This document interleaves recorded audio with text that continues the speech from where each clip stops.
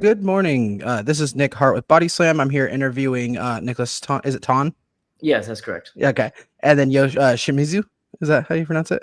That's correct. Yes. Okay, perfect. Okay, just wanted to make sure I pronounced those correctly.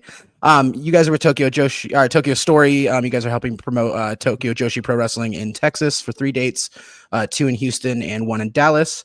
Thank you for joining me this morning. Thank you for having us. Thank you, Nick. Yeah. So I just kind of wanted to start this with just going through your guys' background, how you got into promoting this event and everything. Obviously, we've obviously spoken off camera before, but I think people really find it interesting, kind of how your route to getting here in the first place. Right. So I guess I should be the one to start. So by training, my background is in the business of oil and gas development. And that's basically how I came to Texas when I was 40. So developing oil and natural gas is the only thing I did in my adult life for like almost 3 decades. And just 2 years ago, as I was approaching 50, I really wanted to do something else. And I was always being interested in promoting culture. And naturally, my background is Japan, so I wanted to promote Japanese culture. So I started Japanese toy store. This is like 18 months ago in Houston, Texas. The capsule toy, which is what I'm wearing the T-shirt, spin your gacha, known as a gachapon or gacha, the capsule toy. So I started 2 capsule toy stores in Houston, which developed into organizing Japan-themed mini events, like cosplay show, anime song, karaoke, sake seminar, and stuff like that. Then it further developed into inviting Joshi Pro Wrestling this time, which is a big leap. But this is still this is in line of my philosophy of bringing interesting stuff and introducing it to the world from Japan. So that's how we started. It's Okay. And then Nicholas, have you just been helping him like along the way, or like what was your involvement? Just really long story short, because I got introduced probably maybe eight months ago, not even a year, to Yo, because what I was doing was before I was kind of like Yo, where I was very interested in promoting like culture and whatnot, Japanese culture. I have a nonprofit for sumo wrestling, and then basically I met him through that, and then I just kind of helped him with things here and then. Eventually, I just joined the team, and now I'm helping him make this Tokyo Joshi Pro Wrestling Texas debut work. So yeah, it's a really cool thing to be able to do. Are there any similarities you've already noticed with like promoting like sumo in Tokyo Joshi? I mean, just in general, in like promoting events and stuff, there's that similarity, and the fact that they're both pretty high action and whatnot, that there's that similarity. But I mean, it's pretty different though, because like the demographics that will be involved. So there is definitely some differences still. Yeah, I noticed like a lot speaking with a lot of my friends, like even the difference between promoting like American indie wrestling versus like Tokyo Joshi is a lot different, or really any kind of Joshi. But TJPW is like such like a formal business and everything. Like it's so easy just to message wrestlers like one-on-one to be like, here's what you're doing, here's who you're facing, what's your rate or whatever, versus going through like an actual corporation who has like multiple companies under them. Were you guys like, you guys don't have any like, do you have previous fandom in like wrestling or anything like that? Do you guys have any like previous experience of like watching as fans or anything? I was a big fan. I grew up watching pro wrestling in Japan back in 80s when the all-female Joshi Pro Wrestling was at its height. Yeah. The Netflix show, the Queen of Villains. Yes, I just watched that a couple weeks ago. Right, the Crash Gals versus Goku Aku Dome, the Atricious Alliance. Yeah, that was phenomenal. That was the time me and everybody else was watching it. That's awesome. Yeah, the first time I actually traveled out of state to watch wrestling was to go to this West Coast Pro Show, which was with Marvelous. And so the Queen of the Indies. So like my first time going out of the state for indie wrestling was maybe my 4th indie show ever. I get to meet Chigusa, and I was like, it was crazy to me. So, and now I've got like my first show I actually worked on. I got to make a poster with Chigusa on it. So I was like, I entered very high, and I'm like, right? From here. Yeah. So I've met her a couple times. I don't know her personally, but my friend Robert Martyr's over there training with her right now, and her team over at Marvelous. So I was watching her legendary bout mid-80s with Devil Masami. Yeah. Okay, last night I was actually watching it in YouTube. I mean, I almost cried. I could feel my eyes are watering almost. That's amazing. Yeah, I mean, emotions. It's crazy. It's just so. Nothing comes close to it. So yeah, it's that's one thing. Going back to the TJPW stuff that I really like about them is I feel like they have this like unique connectability with fans. So their fans are like very loyal, very dedicated. They follow them like all the wrestlers on social media. They share their stuff. I mean, Miyu Watanabe will host a space at like like 7 a.m. in America. So at latest like 10 o'clock or whatever, and they'll have like 1,000 people listening that don't even speak Japanese or like anything, but they're just there to support and do stuff. So they're very, very dedicated fan base. When it comes to putting together the show so far, has that been a lot of stuff like handled by Akira Takahashi or anybody else at Cyberfight as far as like the ring crew, getting announcers, stuff like that, like actual putting together of the actual show? Nick, you want to answer that? I mean, in terms of so everyone has different roles and responsibilities for how to put it together. In terms of kind of some of the stuff that you pointed out very specifically was like the ring and the announcer. That is what Takahashi-san is handling. But in terms of like venue and the logistics of the of like the meet and greet and just the whole ticketing process and that kind of stuff, mainly the logistics, I would say is us handling it, but definitely Takahashi-san, like the very specific stuff that you mentioned is stuff that he's actually handling. Yeah. Mm-hmm. Right. Okay. But I mean, to answer your previous question, if we have ever done this before, the answer is no. And I am learning a lot, and one of those learnings is that seems female pro wrestling has lots of maybe stigma or some funny reaction among people that I haven't experienced when I was introducing a capsule toy machine. Everybody loved it.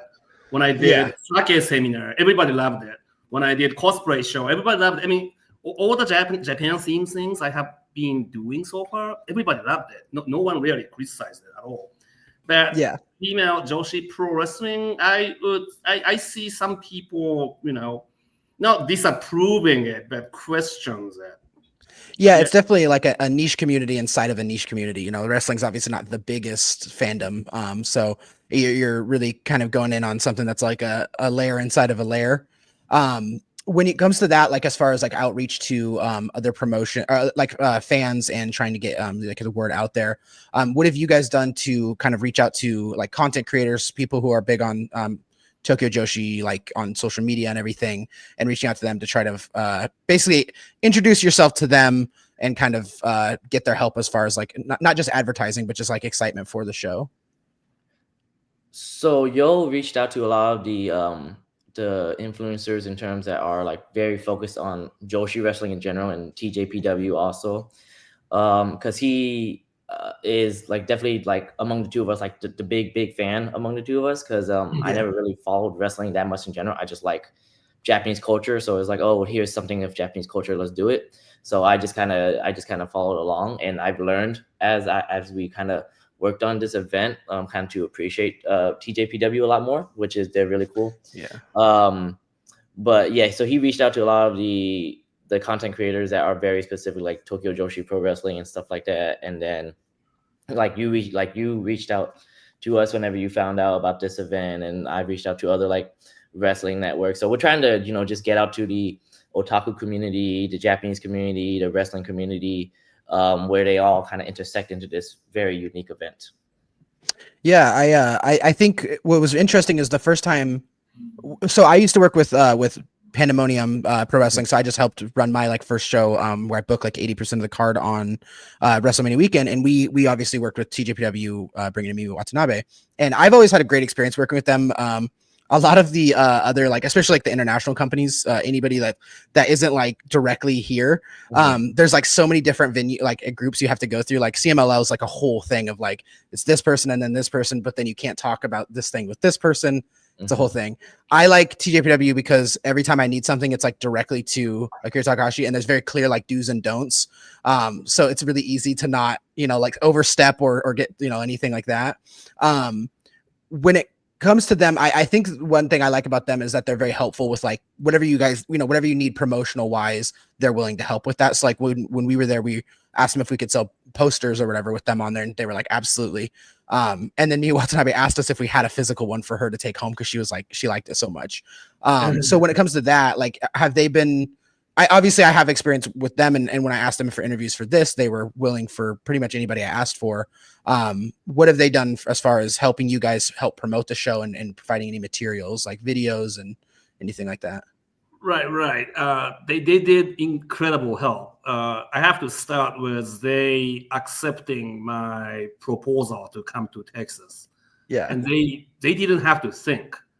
I mean, they accepted it like immediately in my face. They were like, oh yeah, let's do that. It's so unusual for any Japanese company who's owned by public corporations. So the TJPW is owned by Cyber Agent, which is one of the largest digital marketing companies in Japan, and they are publicly traded. So far, every questions Nick and I have asked were basically immediately answered. And then nobody ever said, "Oh, I have to bring it to the committee," or I need a board approval. They never said that. So that's amazing, and they've been like super helpful. Yeah, that's been my experience too. When we were, funny enough, when we were doing this Pandemonium show, we were looking at running something around the All-In weekend in Dallas, and I had asked them if this was probably like January, I think.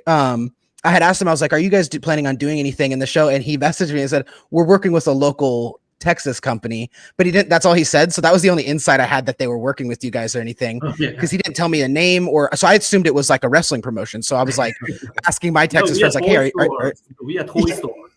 Yeah, completely did not expect that, because I'm like messaging my friends like New Texas. I'm like, "Hey, are you working with Tokyo Joshi for this thing?" And they're like, "No, we have no idea what you're talking about." So that was kind of funny to me to find out that it is a really interesting dynamic you guys have, because part of the criticism I think with some of these like promotions that bring in a lot of the Joshi wrestlers is it's a little too like them going into something either like buddy with the wrestlers and trying to be kind of like friendly with them, or kind of doing an indie show and like using their names or whatever to kind of promote like their own people, which is fair enough.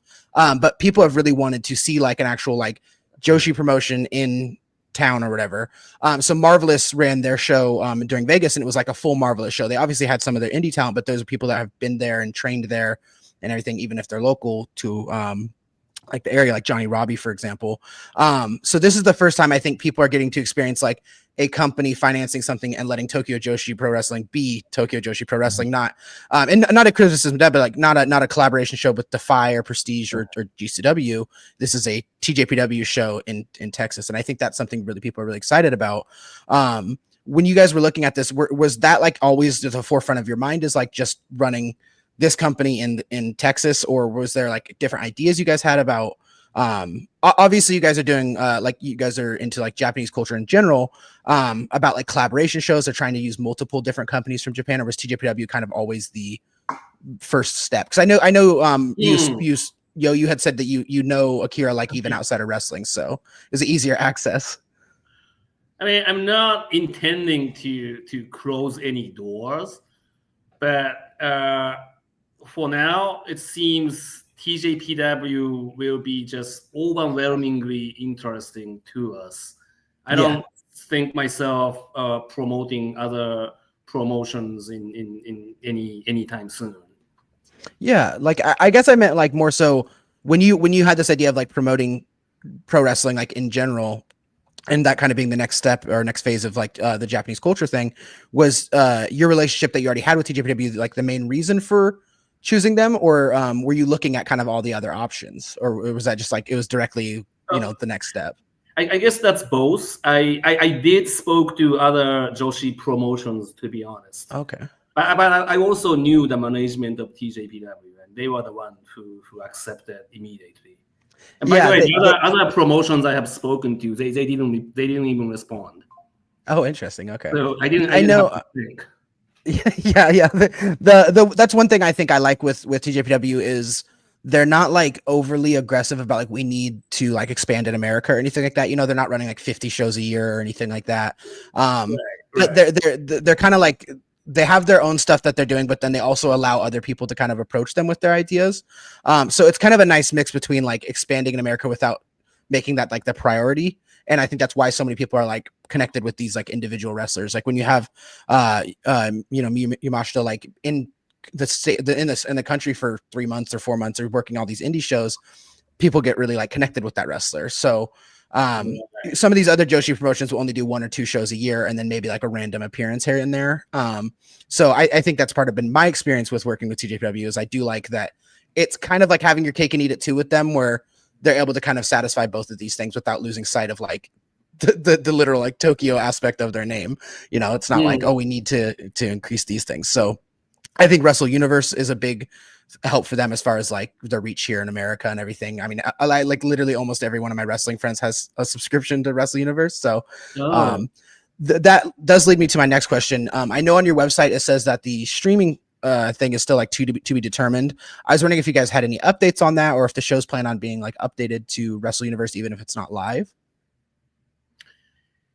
It really depends on the internet speed of the venue, which we are still investigating. Our intention and the intention of TJPW is definitely go for streaming. Okay. Yeah. What venue is that you guys are using? So for Houston, we're using Post Houston, which is former post office of Houston. Oh, okay. That's where our Tokyo Story Gashapon store is. Oh, okay. Right. So it's gonna be our Gashapon's like right behind the ring. So it's gonna be an interesting setup. That's really cool because I think so that's one of the other things is I feel like when a lot of these other companies come to America, like they're using these venues. Like I was at the one in the GCW one in Vegas, and it is like a really nice venue. But when you see like your 6th show there, it's like, okay, I'm kind of tired of this background or whatever, you know? Yeah, this is gonna be unique. Yeah, so I think that's one thing that's going to be really exciting is kind of setting up. Are you guys planning on doing any kind of like as far like decorating as far as like the scenery goes or anything like that? Well, we didn't think about that, Nick. That's a good point. We're mainly trying to make sure the logistics of the actual That's setup. That's completely fair. First. Yeah, we would love to do something like that, but a lot of it also goes into like the restrictions that maybe some of the venues have as well for decorating. But one of those things hanging from the 2nd floor, like a balcony. Yeah, like banners and stuff. Yeah. You listen, there's other promotions that have banners and they sell like sponsorship opportunities for the banners. So you have like some giant like podcast or something banner right there, and then it helps with the finances. I'm just saying. I see. It does liven it up too. I do feel like the environment is like when you see my big example. So my first experience seeing TJPW live in any way is at Prestige. It was actually the 3-year anniversary just the other day. I bought tickets because they announced Miyu Yamashita and Maki Ito for Portland, and that was my first like big indie show. That was the first time I traveled outside of my city for wrestling, and so we went there. And like, there's still videos of Roseland 3 where like you can see there's the ring, and then there's all these banners set up and stuff like that. So it's like the Joshi podcast and all these things set up, and it's actually a really cool environment because you're seeing like these podcasts and stuff that like care about this product or whatever, kind of like being involved directly with it. So it does help like with a creative thing as far as like the environment goes and everything. Maybe we can try that in our Dallas show, which is July 13th. Yeah. Which is like next day after the AEW All in Texas. Yeah. When you guys, since you're doing those 3 shows in a row, are you guys going to kind of like the first show, you're going to figure out like what works and what doesn't? Are you going to try to make changes the next day if you figure out something didn't work or any updates or anything like that? And then obviously have a little bit more space before the Dallas show to kind of review everything. So we are not touching the contents of the show. So it's up to TJPW, but I'm pretty sure they intend to do that. Okay. Yeah, that's one thing I think is interesting as well is like when they've come to Vegas, it's usually like the TJPW show and then the TJPW DDT GCW show. So they really only have like a day between, but there's a million other shows in between them. And you guys have a really unique system set up with the back-to-back days and then a pause and then a new city.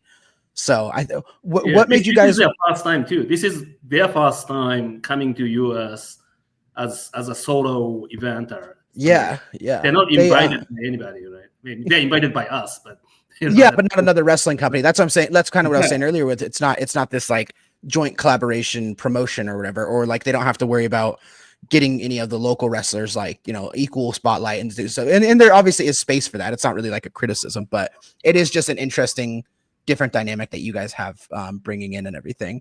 How did it come with deciding the like days for the show? Like obviously you said you're Houston based, so that would be an obvious choice to go there. Was the Dallas show really just because like there's already gonna be so many people in town? Well, plus, I mean, yes, I mean you have to do Houston and Dallas to call it a Texas tour. Right? Yeah, and plus it made so much sense to us because of AEW all in Texas. Mm-hmm. Yeah. Do you guys plan on going to any of the other shows like during that week in Dallas? Because there's a lot going on. Right. I mean, Nick and I will be like probably too busy setting up. Right? I heard some wrestlers, some TJPW wrestlers are planning to visit AEW. So with the success of like if these shows are pretty successful, and and the fans seem to like want it, do you guys plan on having this be kind of like an annual thing, semi-annual, multiple times a year, anything like that? Yes. Yes. I mean, no, yeah, definitely looking at doing it annually as if it's if the crowd is there. Mm-hmm. We would love to basically keep bringing this back. Oh yeah. I know you said you've done the cosplay things and have you thought about kind of combining everything together where you have kind of like a expos like an anime convention kind of thing, or like the cosplay things, and then also have Joshi, like Tokyo Joshi there? Because obviously like a lot of different companies have worked and ran shows like during like Japan Comic-Con and stuff, and done shows like live during it. Is that something that interests you, kind of combining all of your things together? I didn't think about it, but that's a great idea. We'll do that. See, I'm giving you free ideas here. Because that way I think one thing I think that works with stuff like that, because you see it with indie companies here in America, like they'll do wrestling events like during like after a baseball game, and they'll get this crowd of people who are like there for a baseball game, but they have their kids and everything, and the kids will be like, "Mom, can we stay for the wrestling show?" And they've never seen it before. So I think when you kind of combine these like different things together, people might come for the like cosplay aspect, but then see all the wrestlers in their cool moves and outfits and stuff like that, and decide to check it out and stay around. Right. So and obvious question is how we want to differentiate with other manga anime conventions happening in Texas. Yeah, I mean, I've never seen any of them run wrestling at the same time. Right. So that's going to be a big differentiator. Yeah. Do you guys are, when it comes to like the big thing with TJPW, they sell a lot of merch and they do a lot of like selling everything. Do you guys have like a good setup for their merch and everything like that? Because I will say, like, one of the complaints with this year for Vegas is that they couldn't sell merch like in the actual venue. So there was like another room you had to go to that was like all the way across the hotel. And it was like a whole travel adventure just to get to this place. And then it was super crowded. No, we don't have any restrictions like that. We're definitely gonna have the merch table and all the staff basically manning it to make sure that everything flows smoothly. Yeah, we don't have any weird restrictions like that. No, just basically finalize with TJPW our shirts, and we're basically letting people pre-order it now, and then we're gonna ship it out about 2 weeks before the event itself. So then, come time the actual event, they can wear their shirt to the event to show support to the wrestlers and stuff. So yeah, perfect. Is that available on the website? It's available on the website, yes, sir. Yeah. Like I said, there's been some past stuff with collaborations with a lot of other international companies where it didn't really feel like an equal trade-off. And so a lot of fans are like a little apprehensive as far as like whenever a company they don't know of or an indie is working with one of these international companies, like there's kind of an immediate apprehension with that.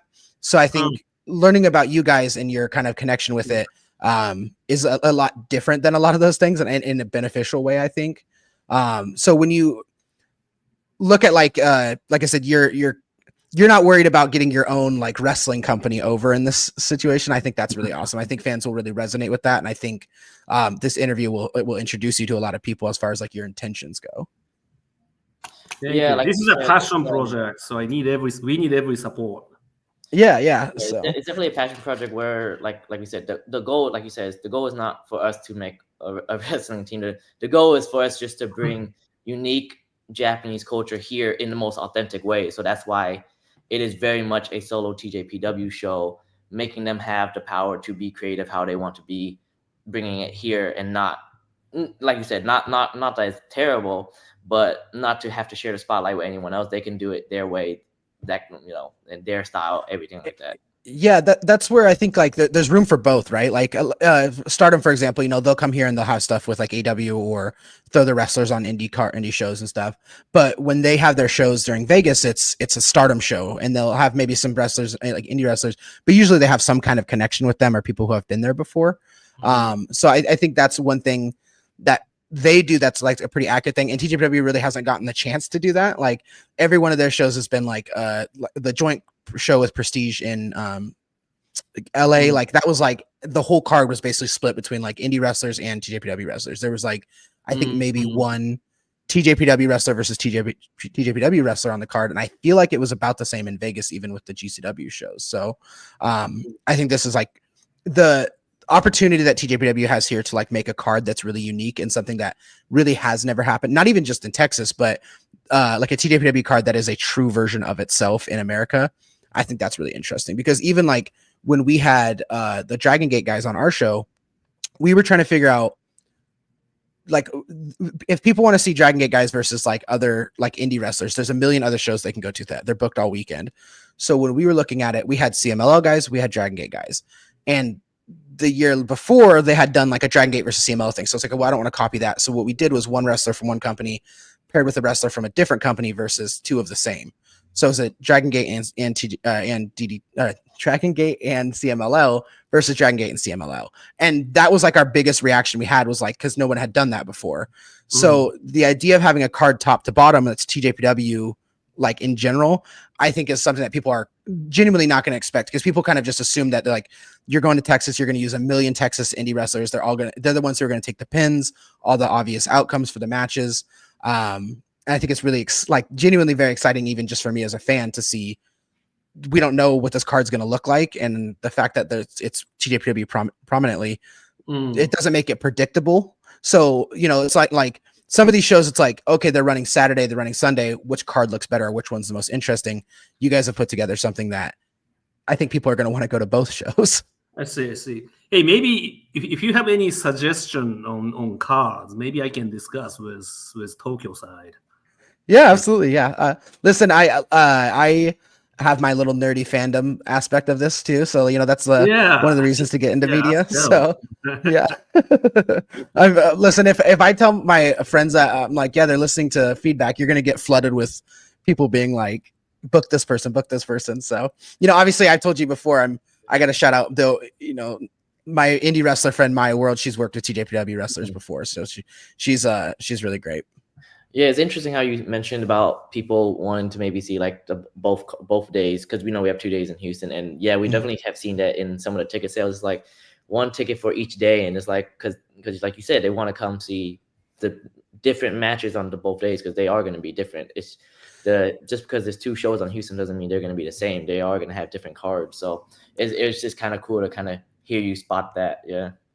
Yeah, I think like just for my example, like I know a lot of people that there was 2 Stardom shows in Vegas. There was a Thursday and a Friday one, and the Friday one went against TJPW at the same time, and the Thursday one went against my show. So a lot of people I know didn't come to our show that are like my friends, because they're like, we want to support the Joshi companies, and we're going to choose the one on Thursday and the one on Friday. So you can go to STARDOM and TJPW versus, going to our show and then just going to one or the other on the Friday. So that's the other thing that's really nice, I think, with your guys' show is when they ran in LA, they ran in Seattle, that's like that's the most West Coast you can get. So not everybody gets to go to those shows. You guys are in Texas and you're running on a Thursday and Friday, and you're not running up against a million other shows that people have to make these like really hard decisions. And, it's close enough to where if people are going to All In, they can go a little out of the way or try to organize their vacation during this time. So when it came to selecting those dates with the Thursday, Friday, is that something that you guys thought about as far as wrestling's usually, done on the weekends? So like Saturday, Sunday. I talked about this so many times with Tokyo, with Takahashi-san. So we wanted to capitalize on AEW, but we don't want to do it in the same day. Plus, we want enough time to transport from Houston, Texas. I mean, after all, it takes like 1.5 hours. So yeah, that was like a natural decision. So you guys wanted to do like Thursday, Friday, because then it gives you time to then get over there and set up for the Sunday. Right. I see. Yeah, that makes a lot of sense. Because, like I said, the one thing that is good and bad with Vegas is a WrestleMania weekend in general is there's a million shows going on. So you really have to I was making my plan before I even bought my ticket to go. I'm like, I'll do this Thursday show, this, and then I know when to buy my ticket. So for you guys, it's really nice to just be like, you can go to this and it won't affect any of the other stuff, especially with how close it is. Right.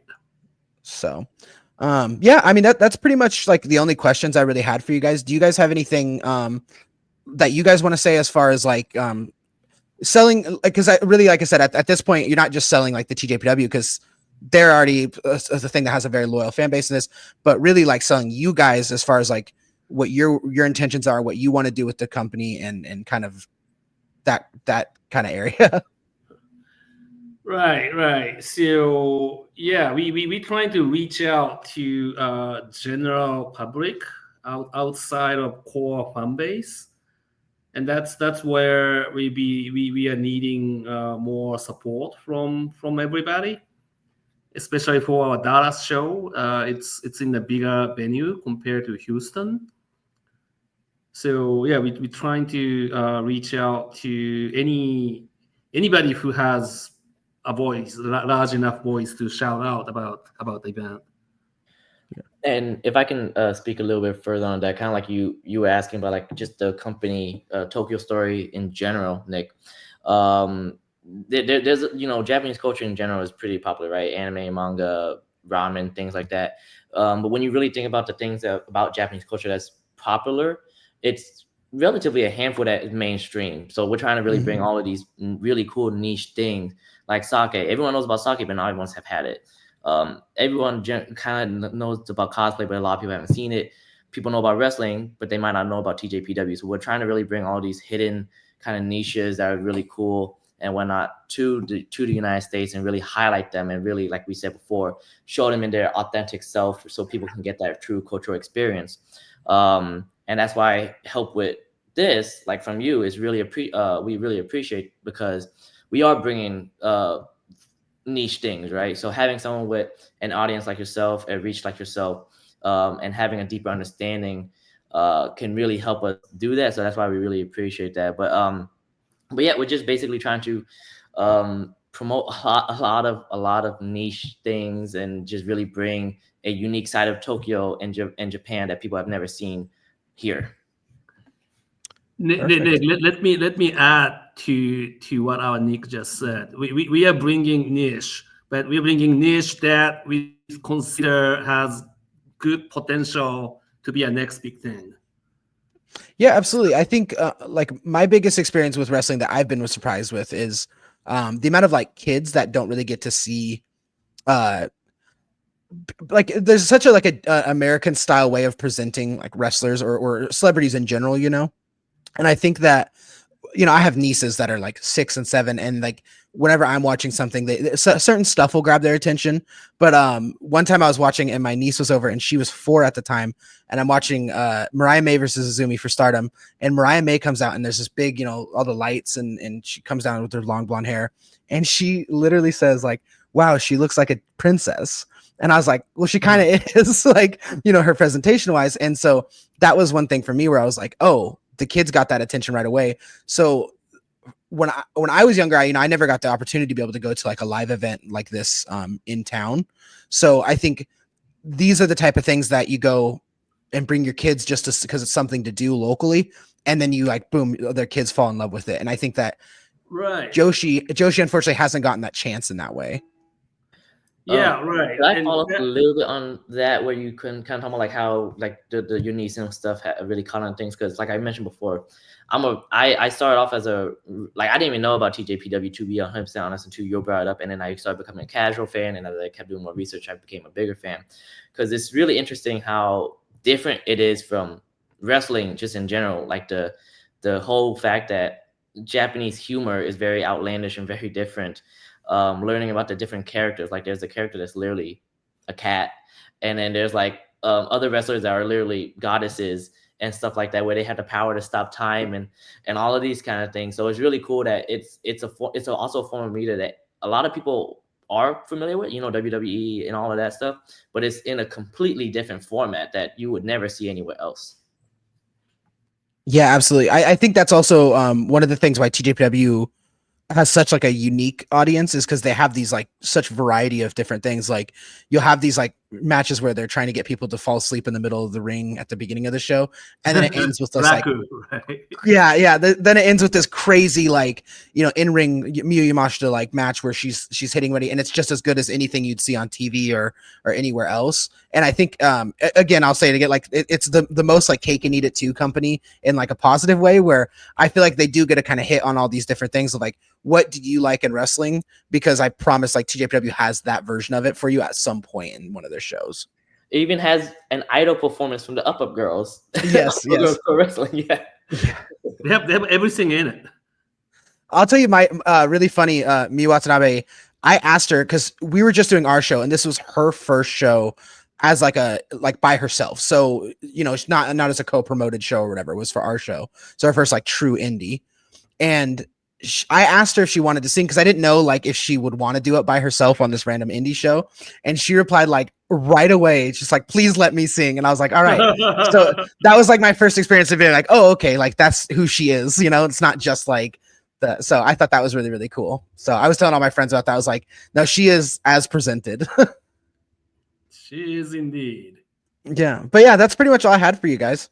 Okay. Well, thank you very much for having us on your platform. I'll go ahead and let Yo take it away. Yeah. Yeah, Nick. So yeah, thank you very much. I think Japanese Joshi Pro Wrestling is one of the fewest field in entertainment that women are heroes. Women are truly heroes in Joshi, and TJPW embodies that. And that's probably what we are trying to spread in the United States. I want it to be like a positive culture shock, especially for kids, especially for young girls. You know, that's something that only existed in Japan to this date, but maybe in near future we want to change that in here. Yeah, just to follow up with what you're saying, like when you're talking about when you used to watch in the 80s, like when at that time, most of their fan base were young women, and that kind of translated over in like the 90s. And I do feel like there's an opportunity here to kind of like bring it back, you know, kind of back to like that area as far as wrestling's never been more accessible, and there's a pro and a con to that, where there's so much stuff to watch that you don't know what to watch. So I think just it's a constant battle of being at the forefront of people's attention, and doing shows like this and stuff that's clippable or whatever also has pros and cons to it. But I think there is an actual route to take to be able to bring this back to like getting younger people and our people who have never experienced it. There's a lot of people I know that only watch Joshi. That's the only form of wrestling they like are interested in. So. Right. Well, like I said, we only bring niche that has a potential to be the next big thing. Mm-hmm. And I think the women being the hero, like TJPW, can be one of them. So perfect. All right. Thank you guys so much. Thank you very much, Nick. Go crazy.